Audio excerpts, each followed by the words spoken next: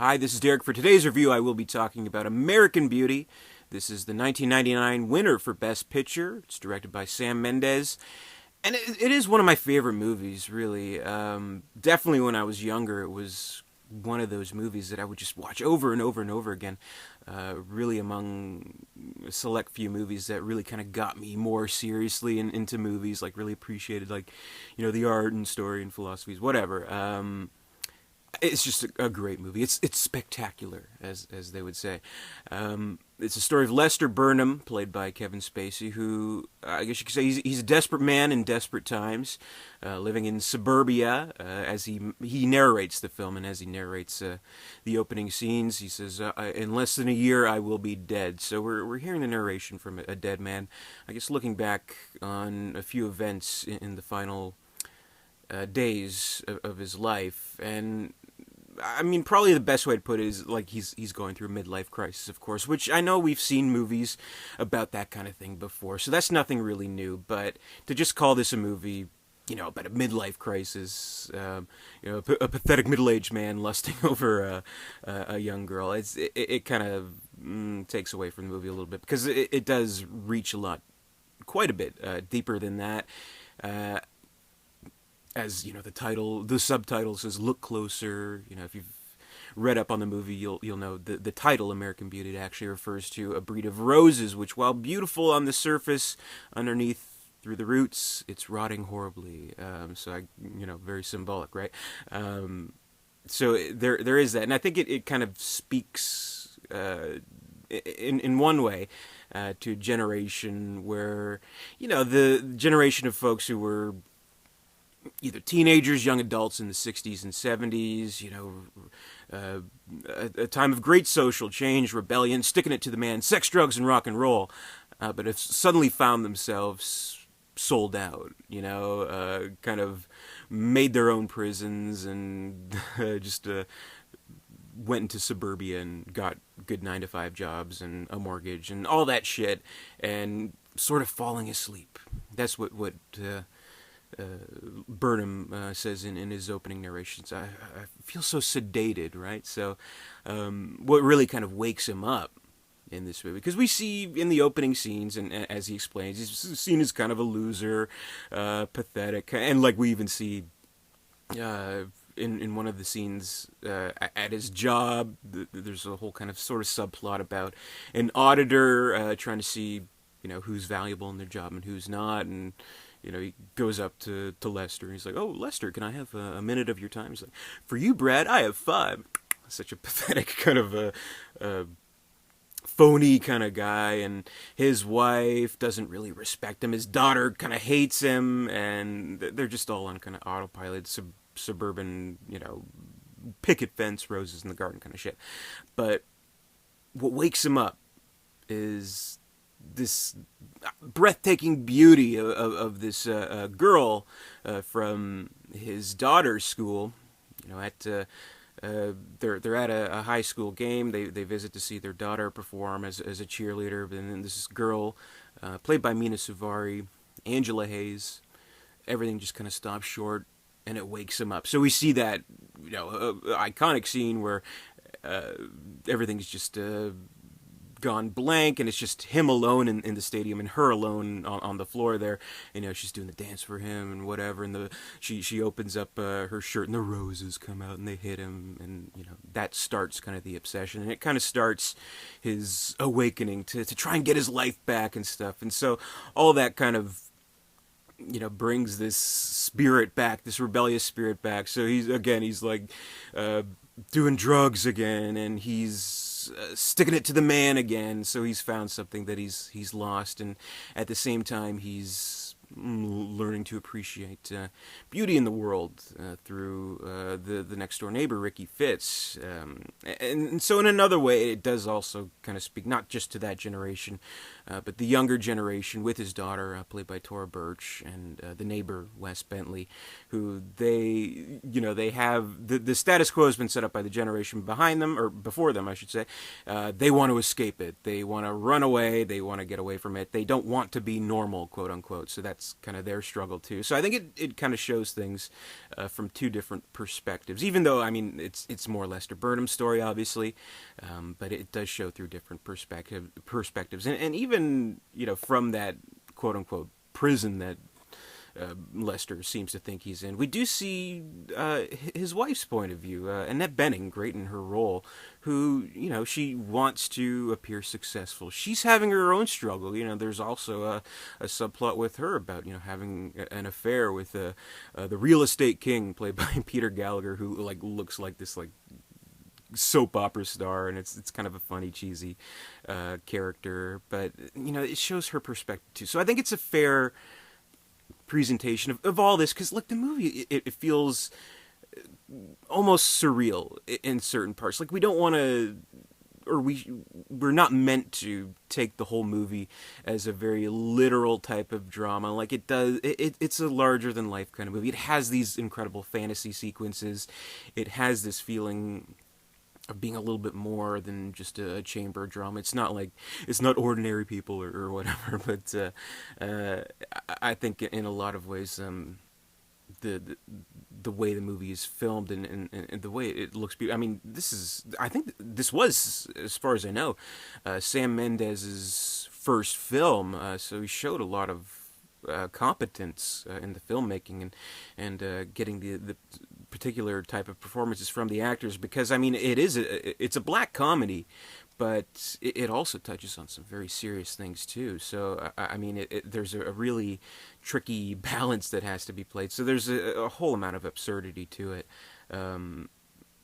So I mean, fitting all that with a very real type of drama, I think it effectively hits those notes, and I think that's why it is as good as it is, because it's not straight comedy, but it's not straight drama either. So I love movies like that, and of course I love the performances in this movie. Kevin Spacey, I mean, such a great performance, and he hits those funny notes, and we see this transition from this character, and it's very easy, especially kind of in the beginning moments of the movie.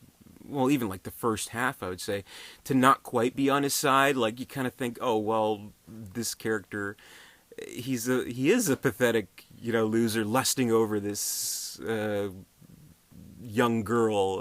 Why don't you grow up a little bit, But it's more to it than that, and there's larger things at play, I think, in the movie, and kind of what it amounts to. I mean, he has all these fantasies, but when he's faced with the actual reality of all these fantasies he's been having, the decision that he makes, I think, is quite interesting. And I think, well, I'll give spoilers here. So I mean, obviously he dies in the end, but when he's finally with the Mina Suvari character, they're embracing, they're about to go for it. But he stops when she says it's her first time. So we're kind of left to wonder why exactly that finally stops him. Maybe he feels he doesn't want to corrupt her in some kind of way. He doesn't want to, push on his, horrible life to her in some weird way. And in some weird way, he does sort of see his daughter and her, and he realizes how inappropriate he's being. That's kind of what the lesson he learns, and he learns in that moment what's important to him, really. So the thing is, I mean, when they kind of cease that whole action, they go into the kitchen, have a sandwich or whatever, and they just have a conversation, how's my daughter? Is she happy? Things like that. And so that moment at the end of the movie in the kitchen between him and Angela, I think that's a beautiful moment. My favorite scene of the movie, and I think that's that short interaction between the two. I think it's more intimate than any sexual fantasy could ever be for Lester Burnham. And I think finally in learning that lesson, he's ready to go, and he is murdered. He's actually murdered by the neighbor, played by Chris Cooper, who in a whole series of misunderstandings. He believes, that he's corrupted his son, and his son's gay, but he's not really. So, and they handle that tactfully too, because that could easily be like a Three's Company kind of misunderstanding. But the thing is not really a murder mystery or anything like that. Even though we know he's dead in the beginning, we're sort of left to think, okay, who kills him? Because the movie begins with the point of view of the Wes Bentley character's camera, and he's talking to Tora Birch, and she's like, "My father's such a loser. I hate him. He creams his pants every time I bring a girlfriend home. He's so pathetic." And Wes Bentley says, "You want me to kill him for you?" And she's like, "Yeah, would you?" And then it cuts to black. American Beauty, the title. But of course, that doesn't happen. He doesn't kill him for her. It's the Chris Cooper character, obviously, and there is an alternate ending from what I hear. There is a version of how it would have ended with that tape being used as evidence against the kids, and they're thrown in jail, and Chris Cooper gets away with it scot-free, which I think is just like the worst fucking ending you could ever possibly imagine for this movie. So I'm glad they didn't do that. I don't even know if they filmed it, how far along it got into the process, but I think that was the best decision that they could have made for the movie by taking that out, because it's not about that. It's not a murder mystery. It's not a oops, wrong person being framed for murder kind of thing. It's not about that. It's about Lester's lesson that he learns and the beauty in life that he appreciates. So making it into this, wrongfully accused kids going to jail for a crime they didn't commit kind of bullshit would make this a horrible movie. It would ruin the whole movie. It really would. So I'm glad they went in a more philosophical direction to end the movie. He kind of looks back on his life and things like that. So I think it's very beautiful the way it ends. The originally conceived ending is bullshit. So I'm glad they didn't go with that. But Kevin Spacey, great, an Oscar well deserved, and Annette Bening in her role. This is her best role in my opinion, and that year it was Hilary Swank that won for Boys Don't Cry. She was great, but I honestly believe that Annette Bening, I think she deserved it. I think she deserved to win for her role here. It's a funny performance. It's a very moving performance. We see the vulnerability in this character, and we see her plight as well, and it's it's Lester Burnham's story, so he has like such priority in the story over her. So to have her point of view kind of shown as well, I think it is great. And the young cast also really great. Wes Bentley playing the neighbor kid, Ricky Fitz, the kid who's filming everything. He films the fucking bag flying in the wind. It's the most beautiful thing I've ever seen. He's good. He's good in the movie. In fact, this is probably the only movie that I think he's good in, that he doesn't annoy me in, because, man, Hunger Games, he was horrible in that. I hated him in that. Ghost Rider, probably the worst villain in like a major comic book type of movie, even worse than Topher Grace's Venom, so that's saying a lot. So I mean, this being the one movie that I think he's actually tolerable in, I think says a lot. But yeah, Wes Bentley, not one of my favorites. Tora Birch, though, I love Tora Birch. She's great in this movie. And Ghost World, one of my favorite movies. And what else? She was in like Monkey Trouble. Wasn't she the kid in Hocus Pocus, like the little sister? I don't know. Where's she been? I haven't seen her in a lot lately. What's going on there? Well, whatever. Great cast, and Chris Cooper great, and Allison Janney, which I didn't even I went for the longest time not even knowing that was her. It's such a bizarre role. Like, she plays this kind of beaten down, depressed housewife who's barely there. I didn't even know it was her. A very underrated performance, I'd say, from Allison Janney. So there's all that. So I'll bring it together, and of course, it's cinematography by Conrad L. Hall, the brilliant, the legendary Conrad L. Hall, screenplay by Alan Ball, which is superb, and everything. This is an example of all aspects of a movie, from writing, from cinematography, from direction, from acting, everything that can be all put together so well, and not to mention the incredible music from Thomas Newman, who's never won an Oscar for any of his movies. He's up this year for Bridge of Spies. I hope he wins. his music in this, it's one of my favorite scores in a movie ever. Such beautiful music. It really gets kind of stuck in your head. And I think even without the music, the movie wouldn't quite work as well. So there's that too. But anyway, you know, what else can I say? American Beauty, one of my favorites.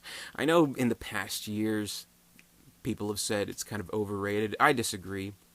I think it's great, and you know it's accessible too. That's the thing to keep in mind. Like it's not, it wears its kind of message on its sleeve. It's very obvious what it wants you to take out of the movie, and I think that's fine. Not everything has to be like a profound, you know, abstract kind of movie where you have to like figure out the meaning. I don't think it has to be that. So it kind of presents it on its sleeve, and that's fine. Should have won Best Picture. I think so. I would say between this and The Insider. Insider is one of my favorite fucking movies ever. So this and The Insider, I don't know. I don't know. I really don't know. But I would say I've watched this a lot more than The Insider, so I know this movie quite well, and I love this movie quite well. One of my all-time favorites. If you haven't seen it, even though that I've ruined it now, please give it a watch. It's such an incredible movie, such a moving movie, such a beautiful, spectacular movie. One of my favorites. So that's my review. American Beauty. Best Picture winner 1999. Thank you very, very much for watching. If you like this video, give me a thumbs up. That'd be great. Be sure to comment, rate, subscribe, all that good stuff. Visit dare237.com. And stay tuned for more 31 Days of Oscar. We're nearing the end, but plenty more reviews to come. And until next time, I'll see you later.